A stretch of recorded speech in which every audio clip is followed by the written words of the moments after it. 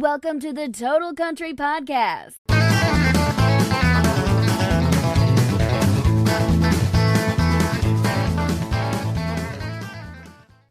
Hello and thanks for joining me today on this edition of the Total Country Podcast. My name's Kevin Angel and thanks for joining me. Before we start with this week's guest, Willie Jones, if you are a fan of UK country music, you want to join me on Thursday the 25th of June on the Total Country Podcast Facebook page, as I'll be joined live by the super talented and former Total Country Podcast guest, Kacey Musgraves, the night before the release of her new EP, Not Scared Anymore. She'll be performing the EP in full with a track-by-track discussion with me, and we'll probably do a bit more of a wider interview on that as well. That's at 7pm, 25th of June. It'd be great to see you, but before that, if you are a fan of Kacey Musgraves and you've not already heard it, do go check out that episode on the podcast now.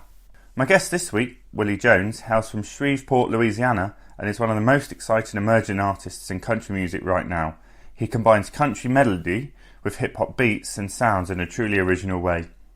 He first came to the public eye at the age of 17 when he appeared on the US edition of The X Factor and wowed and shocked the judges with his performance of Josh Turner's classic, Your Man. He got through to the first week of live shows but was sadly sent home that week. Push forward a few years, Willie has honed his sound and his craft, and when he released the brilliant Bachelorettes on Broadway and Down for It, he got critical acclaim from places such as Rolling Stone. I speak to Willie a week after the release of his single Trainwreck, a straight hip-hop country mashup that is personally my favourite of all his records so far. This was recorded via Zoom and there's a few iffy audio bits on this one, but nothing major. Willie Jones is funny, honest and energetic. So here we go, my sit down with Willie Jones. So I am joined now by Willie Jones. Willie, how are you? You alright? Oh, what's going on, man? I'm doing great. I can't complain. The sun is out. My Wi-Fi is connecting. I'm doing good. How are you? I'm good. Willie's just been showing you, sadly you won't be able to see it, but he's just doing out his man cave at the moment. He's building a home studio. Yeah. His room's full of clothes. It's looking good. When did you start that? We really started it like 2 weeks ago. And then we built that, and it's going to be the booth. And then that's going to be a closet. That side's the booth. And yeah, we just been working and getting everything together, man. It's been dope being back home in Louisiana. Nice. So how are you at the moment? It's a crazy time at the moment, isn't it? There's all sorts going on. But you staying positive? Oh, man, always. I mean, it's always craziness going on in the world. It's just different degrees of crazy. And, you know, all this is going on, not even including everybody's own personal, you know what I'm saying, struggles and problems and worries. But I try to stay positive throughout all this and know that, you know, we're going to be all right. We already all right. We just got to keep going, keep growing.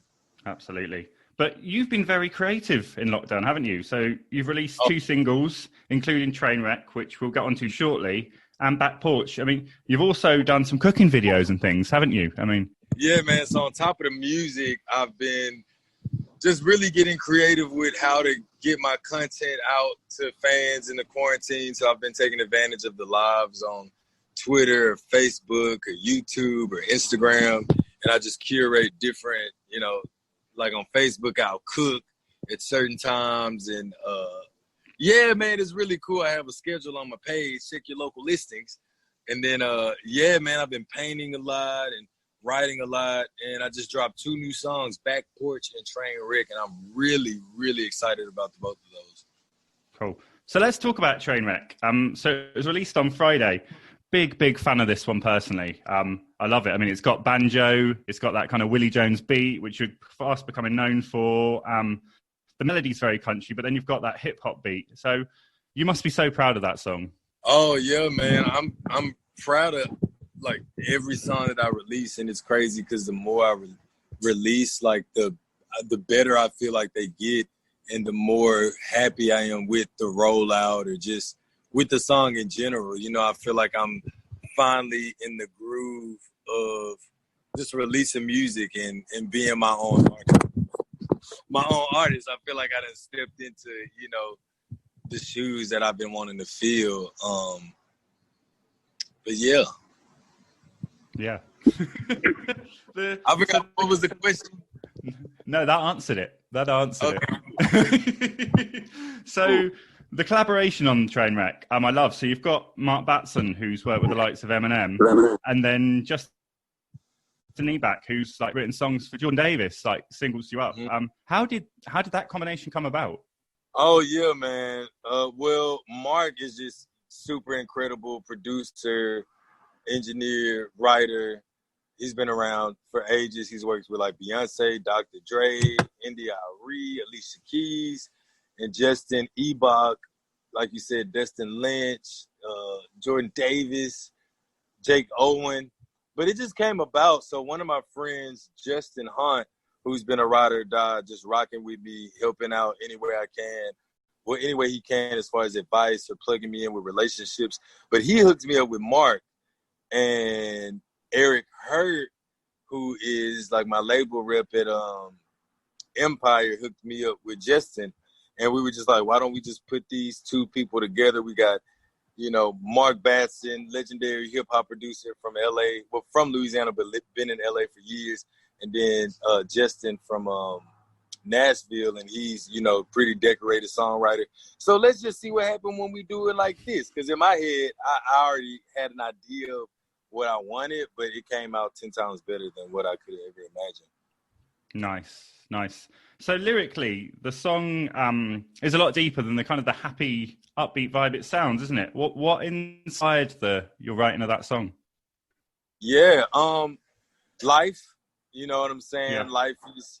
We put on a show sometime in life, and I think just that duality of the song, feeling like up tempo and like it feels like a feel good song, but when you listen to the lyrics, it's really just this outcry of questioning, like, why did you do me wrong? And since you did me wrong, the only way I know how to cope with it is through alcohol. And that was something that, not in that relationship I struggle with, but just in life, you know what I'm saying? Alcohol really I used to turn up irresponsibly. But now I've learned how to drink responsibly. That was in my younger days. But, Trainwreck, I feel like it's something that we all can relate to, being let down or having heartbreak and seeing, something that you thought was going to be forever, seeing them move on. Now they posting pictures on their Instagram. And it's like, why, baby, why? So, man, I'm just, Trainwreck came from a honest place, man. Just like all my songs, man, they're really just drawn from my real life. So I'd like to go back to the start of your career. Where did your love of country music come from? Yeah, man. So I got into country. When I was about 14. I did a talent show where we had to sing a country song. And I'm sorry. I've been up since 4 a.m. Wow. But we did a talent show where we had to do country, and I was just going through all the songs, trying to find the right song to sing, and I liked what I heard. And I remember I decided, like, I ended up winning the competition, and I decided, like, I want to be a country artist because I didn't see any representation as far as, like, somebody that I could truly relate to besides just the color of their skin, like their lifestyle, how they talk, how they phrase their words. So I was just being there for myself, being like, inspiring myself to inspire other people. And now, country has come a long way since then. And I'm loving, to see everybody coming out and trying country and putting their own spin on things. And it's been a long journey, man, but that's how I got into it. And then X Factor happened, and the rest is history. What was the song that you did in the talent show? Why Don't We Just Dance by Josh Turner. Nice. Good song. Yeah. Good song. Is that when you realized you could kind of hit the low notes that you can, or did you know man. before?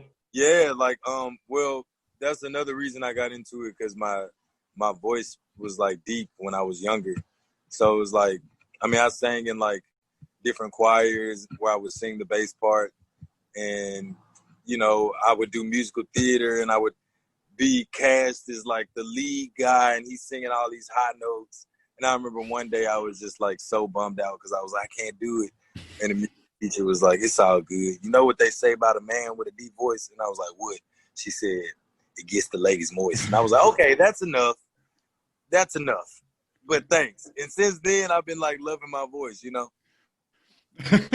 So why country? I understand you growing up, you had a real hodgepodge of kind of mix of genres that you enjoyed. So why did that kind of win over anything else?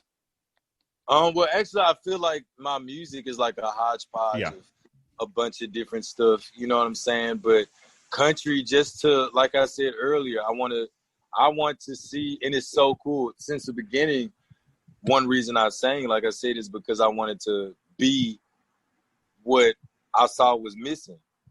And now it's like you got Breland, you got Priscilla Renee, Blanco Brown, Jimmy Allen, Kane Brown, Mickey Guyton. So many, you know, black country artists coming up that are, you know, getting their voices heard and telling stories in a different way. And I just want to continue to add to that. And yeah, man, I was just like, let's just do it for the culture, man. Let's just do it. Let's tell these stories. Let's use these live instruments, and let's have people listen up to what we're saying. And man, I really did it for the culture and for myself, for real. And just like, it makes me happy to sing and to write songs that people can relate to, you know? Yeah, you must be really happy that now, especially you've actually stole one of my questions. You've got people like Breland and Mickey Guyton coming up. Why now? I mean, it's excellent, but why do you think now everyone's kind of coming up through the scene? I think now because, well, I think with country, it's just like we've been missing it. And we all, whether you black, white, Asian, got a favorite country song that you sing in a country accent, you know, whether it's Friends in Low Places or Need You Now by Lady Antebellum. You know what I'm saying? Everybody got their Cruise by Florida Georgia Line. Everybody got their one favorite country song that they just love, and or a few, and they don't express that they listen to it.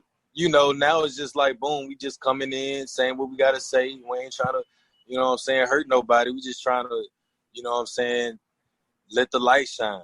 You feel me? Yeah. So you appeared on the X Factor, but I mean, I know you've done that conversation over and over because I've seen on YouTube, but so I don't really want to dwell on that too much.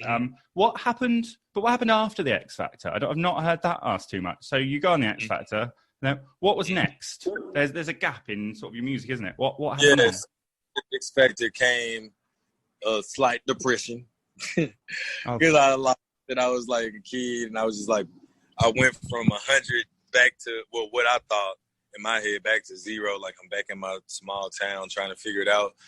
And from then, man, thank God for my family for just helping me out and just like getting me out of that little funky place. You know what I'm saying? We all do it, ups and downs of life, you know. But I started like booking gigs here and there, weddings, birthdays, 4 a.m., birthdays, parties, festivals.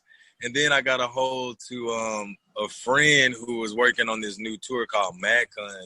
It stands for Meet and Greet Convention. And it was like a social media meet and greet. And it was like Cameron Dallas, and these are like Vine stars when Vine was first popping off. Cameron Dallas, Nas Greer, Jack and Jack, Shawn Mendes. So we started touring all around the world, just doing big meet and greets. And since I was recognizable from the show, and the show was hot at the time, I got on the road with them, and we toured for like 2 years on and off every weekend. We went to Europe, we went to Australia, New Zealand, everywhere around the States. And I was just building my fan base, just working, trying to stay focused, And man, we did that, got a Netflix show, just working on my relationships in the industry while still touring and building up my social media, because you know that's important. And man, I was really just enjoying life, man, and learning. And somehow I ended up in LA, and that's what I was doing in the meantime, in between time. So if we skip forward a few years, you released a single, Runs in Our Blood.